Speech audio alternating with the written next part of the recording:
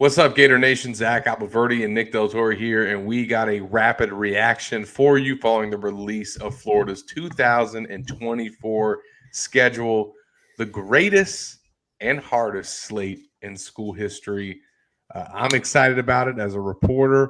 Can't wait to cover these games. I know fans can't wait to see it, but obviously a tough draw for the Gators as Billy Napier and his staff and team get the toughest schedule in the new look SEC for 2024. We'll run through the games. But Nick, just your initial reaction to this finally coming out here on this Wednesday night. Kind of like last year, Zach. Catch wins early because you might catch hands late. Yeah, that back half is probably the most tough stretch in the SEC of any team. There's a lot of teams that got a few 3 to 4 week stretches that are difficult, but I don't think anything is going to measure up to Florida coming out of its second bye week at the end of October with a November slate of Georgia at Texas, LSU, Ole Miss at home, and then wrapping up with at FSU. That's tough, as Nick likes to say. Yeah, I think the big ones that I think when I look at it too, it's like, okay, you have to go to Texas, who probably getting Quinn Ewers back. That's like a playoff caliber team. Mm-hmm. You're catching them after Georgia, and they have a bye week before. Florida goes and has to play LSU, hosts LSU, but plays LSU, while Ole Miss gets a bye week before they come into the swamp. So I think that's right. Let me see. Yeah. That November 2nd through November 30th, that's brutal. But if we start at the top, I think, listen, I love Florida, Miami. I'm telling you. Have we ever had them open the season? That was in 2013. That wasn't. Yeah, there was a week 2, right? They played Toledo week 1 or something like that. Yeah. You're right, because that was like Major and Ahmad were still there. Tebow was there. That was in. That was the whole Vernon Hargrave got to change his number. Oh no, that was week 2 down there. Yeah, I'm talking about the last time they were up in the swamp was Tebow, 2008. And I think that was not the season opener, though. Well, but they did open the season with them in 19. I forgot. Open in 19 in Orlando, yeah. Yep. So the rivalry is Miami, back. This is the first time since that season in 19. Interesting. So Miami leads the series 29-27 overall. They will play in Gainesville this year, down in not Coral Gables because they don't have a stadium. They'll play in Miami Gardens at my Miami Dolphins home field there. So 2-0 against Miami. You could even that series. Miami had been pretty dominant in the last decade. So, and the Gators have won 2 of the last 3 in this rivalry series. And hey, man, like you said, Nick, you want to get wins early to open the year in the swamp with a win over a rival. That's how Florida needs to start the season off. Ain't no way that they can do it else. You know, I mean that's almost a must-win game because of the rest of the schedule. I love. Let's get back into that, Zach. What are the? It is. What are the must-win games versus must not lose games? Listen, man. I mean, shoot. Look, Florida starts off. Kentucky's a must-win game. Let's get that out of the way. Listen, if Florida starts off, let's say Florida starts off 2-2 with a loss at Mississippi State, they might leave Scott and Billy in Starkville. Yeah, they got to get wins. Listen, you got Miami in early on right now. Like, we don't know who Miami's quarterback will be. I think Miami's offensive defensive line play will be better than Florida's, but we don't know who their quarterback will be.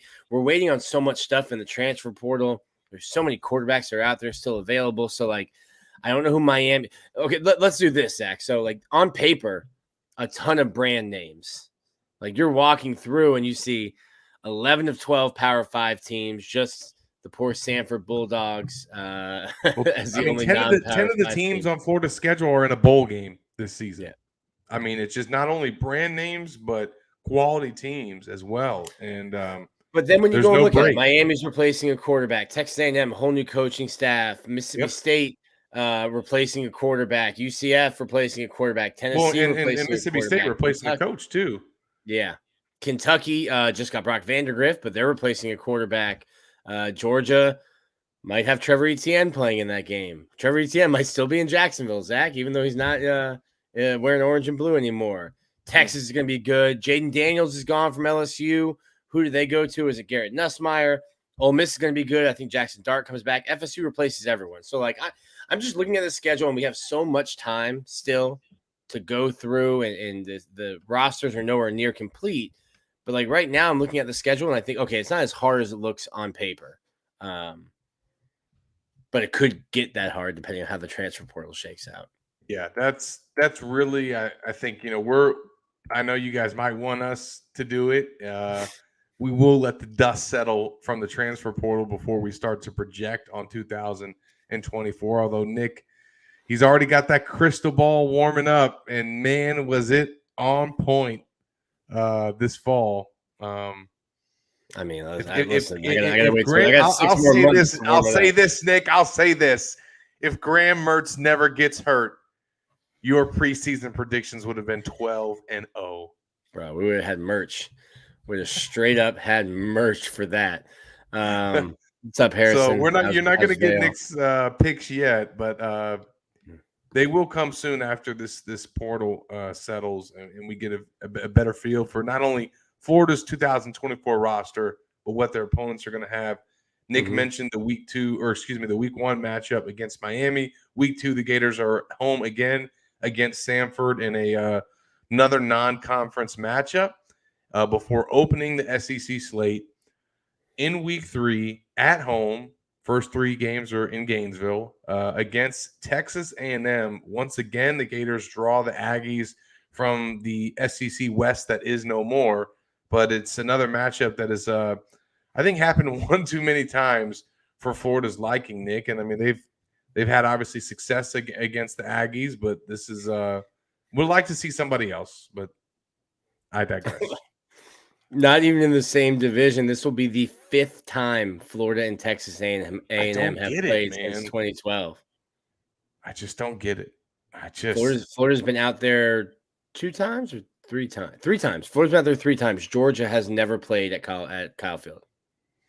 But Georgia's got to go to Alabama. Zach, Florida has a bye week during Georgia, Alabama. I might apply for a credential and go see Georgia actually have to play a tough schedule. Where is that game? Season. That's in Tuscaloosa, in T-Town. I've never been to Tuscaloosa, Nick. Very big stadium. Very big stadium. I'm looking through this, and people were asking. There are 2 bye weeks because it's a leap year. That's how it was explained to me. So you get 2 bye weeks, I guess, every 4 years.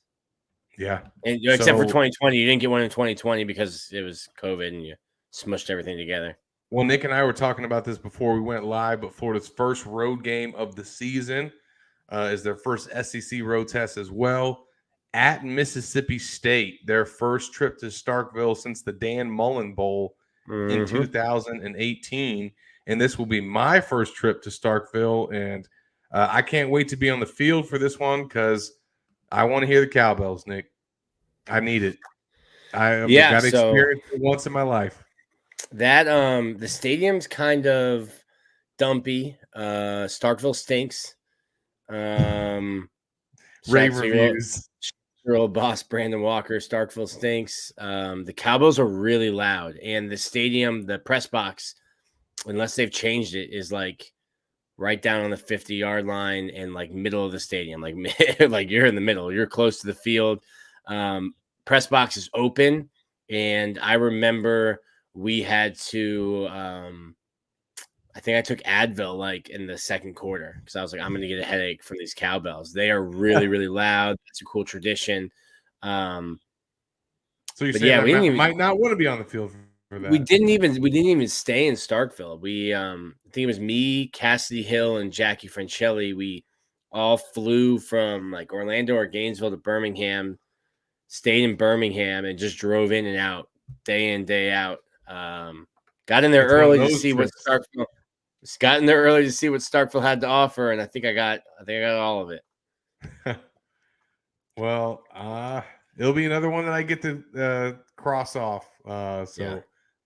And at that point, Florida season should still be some hope, and again, they get out of the gates and get some wins in Gainesville. Before we get any further, Nick, I mean, what is your feeling right there for that first month, those first 4 weeks? How do you think, can Florida get out of that 3-1? Can they get out of it undefeated? Is 2-2 disaster, or not disaster, but I mean, their odds are going to be stacked against them if they're 500 coming out of that, I think. I see a path to 4-0. I do too. In those first 4 games, I almost feel like it has to happen, right? Yeah, because like I'm even trying to think, like, if it's 3-1, that means you lost to Texas A&M at home, Mississippi State, or Miami. Who knows what Florida does. I don't know if I want to live in a world on the message board or social media covering the Florida Gators if they can't beat Miami at home week 1. Zach, tomorrow, it'll be a long season. Tomorrow, Thursday, December 14th, I was talking with somebody today, will be officially 2 months since we've had something actually positive to report. That was when Florida beat South Carolina. Will Harris hire? Yeah, sure. That was when Florida beat South Carolina. So like, don't lose the season opener. Yeah, I think. Listen, it's kind of like we said earlier this year. Like, outside of the Utah game, you're going to have to get wins early because they're going to be tough to come by later. Miami, that's a winnable game at home. Sanford has to be a win. Texas A&M should be a win at home. And Mississippi State, even though it's a road game, you should be 4-0 and feeling really good about yourself heading into the bye week. You have a first-year staff, a roster that's going to get gutted by the portal and people, jumping ship because of Jimbo's firing. Regardless of what it looks like after the portal dust settles, that's a game that Florida's got to have, to me. So, but we don't want to make predictions here. I'm just interested to talk with Nick about that first stretch because it is so critical, as he said at the start of this, to get wins early. They will have their first bye week September 28th before being back home in the Swamp for another non-conference matchup. And an in-state foe, UCF, will play the Gators in Gainesville on October 7th. Nick, the long-awaited matchup between these two teams, obviously they played in the bowl game in 2021, but for all the Knights fans that have been saying that, Florida's dodging them and they don't want none of that, well, we'll find out. I mean, these teams have only played 3 times, and both times that they came to the Swamp did not turn out well for the Knights, but this is a different UCF program now than they were the last time they came to Gainesville, which was 2006 when they lost 42-0. Yeah, they just lost out on the Grayson McCall sweepstakes. He chose NC State, so that's another piece of the puzzle, the quarterback dominoes that we'll wait to see. I think they had like JD Pickell picking like first day of the transfer portal, picking like where guys might go. And like of the top 10 quarterbacks, I think like 6 of them were projected to go to guys or to schools on Florida's roster or on schedule. And I was like, oh geez. That's a game. Like, listen, the bowl games are tough. Like, that was an interim staff, a bunch of guys sitting out, meant a lot more to UCF than it meant to Florida. But it doesn't matter because bragging rights and the ability to trash talk don't care about what your circumstances are. So UCF's been holding that over Florida's head. That's a game that the Gators need. And look, you could be talking about a 5-0 Florida at this point. I mean, we had a 5-2 Florida before the bye week, but a 5-0 Florida heading into Tennessee. Really interested to see that game, road game. Going to be an incredible atmosphere in October. The latest, I think, Florida and Tennessee have played since 2020, and then like 2001 when the game was moved because of September 11th. Might be getting a little chilly in Knoxville. And what does Nico look like? Tennessee's making the move. You know what, Nick, like Lane Kiffin, I just was in Knoxville. Were you also on a private jet? No, I was not. I just drove through. Living different lives than Lane, you and I. Yeah, I have no interest in stopping in Knoxville. It's a beautiful area, but no, we just passed through. So, but that'll be Billy's return to his home state. Obviously, that was, if you ask Spurrier, that South Carolina win was the best one yet. The Gators don't have South Carolina on the schedule this year. How about that? But no Missouri. Florida and Missouri have played every year since Missouri joined the SEC. No game this year. It's fine with me. But Spurrier liked the win over South Carolina this year in terms of being Billy's biggest win. And I think probably most Florida fans would agree with me that it was Tennessee in the Swamp because it's a rivalry game, because they were number 11. So I think now you got to go on the road and try and continue that. And another key, I think, game on this schedule because of what happens on that back half. And then that's October 12th, October 19th. You come back to Gainesville for, I'll say it, I'm saying it right now. I said it last summer, and I'm going to keep saying it until they win. Kentucky in Gainesville, 3-game win streak that they've got going right now. Florida's got to end it. And that to me is a must-win game before your bye week, Nick. And I don't think it's going to be easy either. But you can't keep losing to Kentucky as Florida football's head coach. You just can't. What was Dan Mullen's first year? 17? 18? 18, yes. And then they won in 19. They won in 20. I started covering Florida in 2013, and that, like, right around that time, it became trendy. You remember that? It became trendy to be like, okay, this is the year Kentucky's going to beat Florida, and there'd be a bunch of people that would jump on that bandwagon. And I kept saying, I will be a year late to pick Kentucky to beat Florida. I might be a year late to pick Florida to beat Kentucky again. Yeah. I mean, since you started covering them, that 24-7 win in 13 that the Gators had. Since then, however, been some real close calls. 36-30, the Gators won in 14. 14-9, they won. They blew them out in 16, but then they won 28-27 in Lexington. McElwain's last year. They lost in Gainesville in 18. 29-21, they won in Lexington.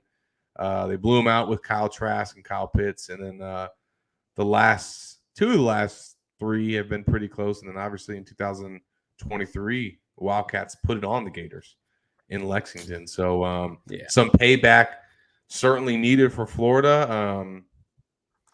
I mean, like, of all the games on this schedule, Nick, is that the one that I don't want to say, it's definitely not the one that the Florida fans want to win the most, but like that is the most get back, like that. There's the most, I think, revenge there, right?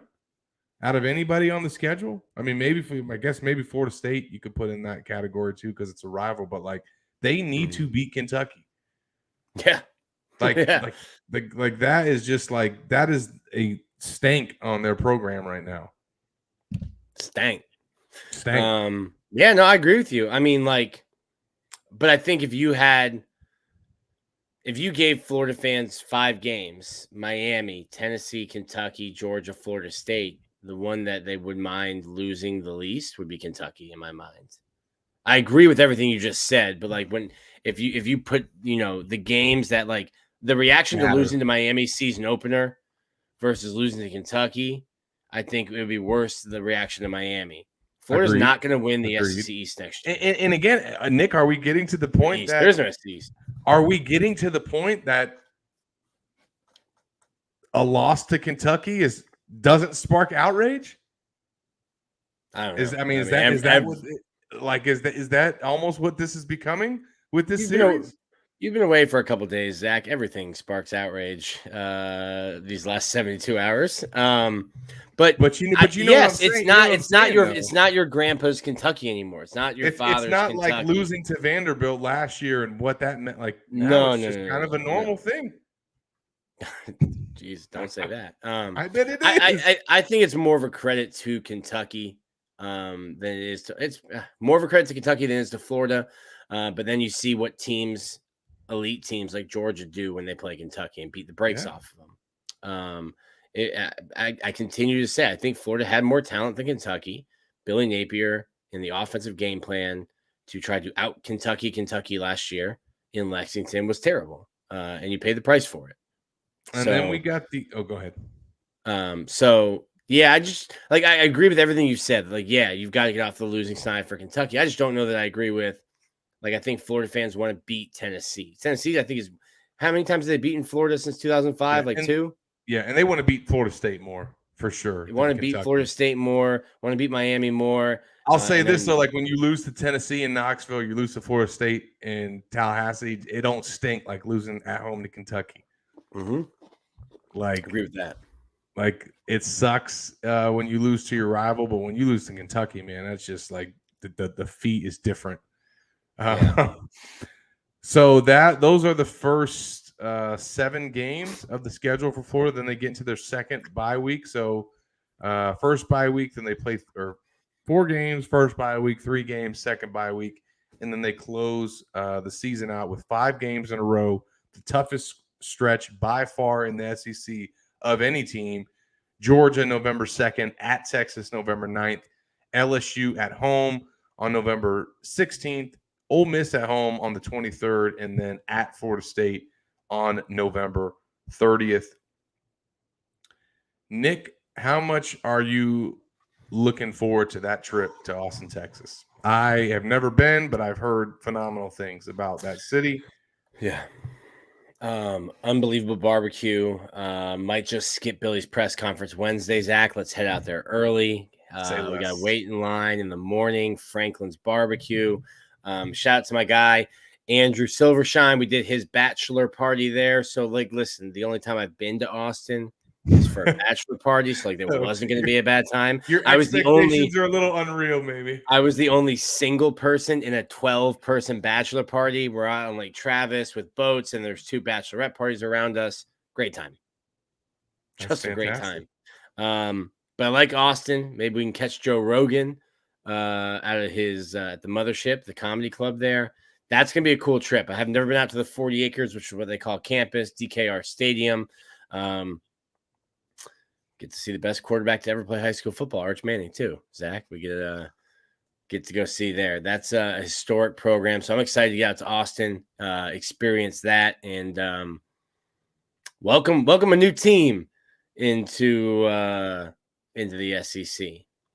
And a great point by S. Beck. No Vandy, no South Carolina. Those are normally wins for Florida that are both gone now. So I'm glad you mentioned that because who got the Vandy cupcakes? Alabama gets Vanderbilt. Yeah, of course. That works. Of course. That's how that works. Tracks. LSU back in the swamp after they go to Texas, and then Ole Miss and maybe Princely Umanmielen visit the swamp on November 23rd. And then you go to Tallahassee to try to knock off the Noles. Obviously an important game for Billy Napier. And look, now we are not going to obviously predict the schedule yet. We're going to let the dust settle, but I will have this conversation with Nick because he and I both agree that 8 wins is probably where you got to get to bare minimum in 2024 if you're Billy. Nothing worse than 8-4 gets you to a 500 record. I just saw Shane Beamer's record after 3 games, and Gator fans are telling me Shane Beamer is probably the only coach that has a hotter seat than Billy Napier. And I think Shane Beamer's 3 games over 500. If Billy Napier goes 7-5 next year, he's under 500 for his 3-year career at Florida. Yeah, and that's one of, I think, many reasons why you got to get to 8. So I'll ask you this, Nick. Obviously not picking these games yet, but where do you think Florida's 8 could come from on this schedule? We already mentioned 4, maybe 8? 5 out of the gate. Where could the 8 come from? Georgia, LSU, Texas. Okay, let me get to 8. Miami, Samford, A&M, Mississippi State, UCF, Tennessee. My man's definitely not picking them to be Kentucky. I know you, Nick. 8's tough, dog. 8's tough. I mean, you could start 6-0 and almost might have to. But then you probably got to get a win against LSU or I'm going FSU as a win, so that got me to 7. Like to me, they almost got to start out 6-0, and then from that point, or I guess you could start out 5-1 and then beat Kentucky, and then you're gonna have to split or find a win out of LSU and Ole Miss at home, and then find a way to get a win at FSU. To me, that's where they could come from, right? Let me try this again, Zach. All right, so Miami, Samford, A&M, Mississippi State, UCF, Tennessee. I'm at 6. We're 6-0. Lose to Kentucky, lose to Georgia, lose to Texas. I need 2 games. You can beat LSU, Ole Miss at home, one of those 2, and I'll predict the Florida State. So that's 8. There you go. So a really, really good start, and then a kind of 500 finish. Yeah. Well, it's like the if they don't start out 6-0 or 5-0 and they have a loss early in the year, that becomes very difficult. Yeah. Now you're having to beat probably both Tennessee and Kentucky, and you're having to get a win at Florida State and one or both of those games in Gainesville in November. So it's going to be fascinating to watch, Nick. Yeah. But this is by far the greatest schedule that we've ever, been able to cover. The matchups are great. I know that times are not great right now for Florida football, and this is intimidating for a lot of Florida fans to see these games. But at the end of the day, I like this. I love these matchups. I love that there's not a lot of cupcakes there. Every single week, there's pretty much something to look forward to. And there's a lot of intrigue there. And as you said, Nick, it looks difficult right now because of some of the brand names on there, and then also the seasons that these teams are having in 2023. 10 of them are in a bowl game right now. But we do have to see what these rosters look like post-portal, post-signing day, and, if there's some shakeup there. Billy Napier's Gators are 2-7 in the month of November through 2 seasons. I don't think that finishing strong. I don't think that's going to get flipped to a winning record. It literally can't. It literally can't. If you went perfect in November, you'd be 500. You'd be 500. No, yeah. So who knows, Nick? Maybe they will, and they'll run the table in November, and we got it all wrong. I was seeing it all at that point. But fun schedule. The 7 home games. You only leave the state of Florida twice. Yeah. Jacksonville is an away game. You go to Florida State. So your only true road games are at Tennessee. That's a great trip. If you've never been to Knoxville, great trip. Starkville, if you need to cross it off your list, go ahead. And then Austin, Texas, capital of the state. Head out there early. Hit up Lake Travis, 6th Street, all the little college bars down there. I would say I would assume, Nick, outside of the Texas game, which matchup are you looking forward to the most on Florida's schedule? Texas, I think Texas for me, obviously, because one, it's a new stadium, new trip for us. I love going to Knoxville. That's a great rivalry. And interesting I would say to not have it in September either, right? Like this is a different. If I could separate it, like I don't know that we'll be enthusiastic about Florida by the time November 23rd rolls around. But like if Florida and Ole Miss opened up, like if Florida and Ole Miss played September 14th, that would be my one. With like Lane Kiffin, Billy Napier in the swamp, that would be the one. So I just don't know what Florida's season or what the future will look like on November 23rd, but Lane versus Billy would be a good one for me.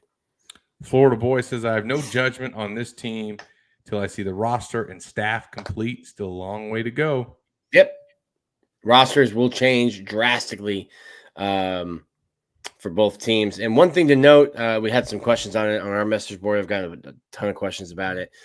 This first transfer portal window is more important because you can't transfer inside the SEC in the second transfer portal.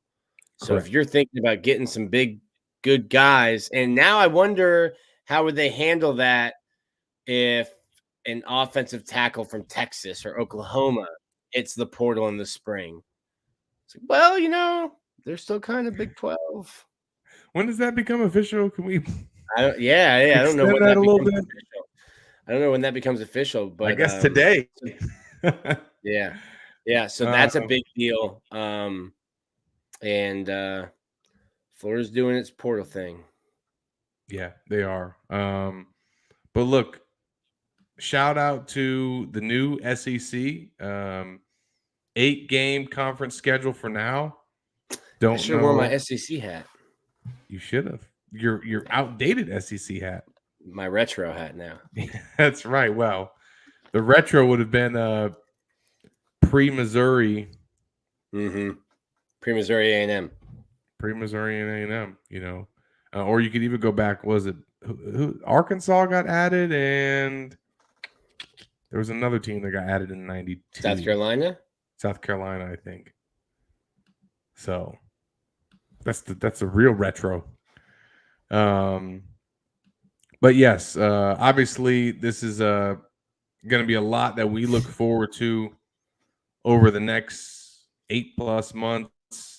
Obviously, right now we're in portal season. We are watching all the moves that Florida is making, scheduling guys for official visits, extending offers.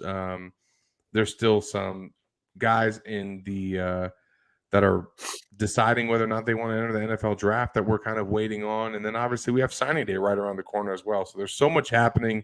Make sure that you guys stay locked to Gators Online for all of it. Obviously hoops is going on as well too. The Gators back in action on Thursday against ECU for the Florida tip-off in Lakeland.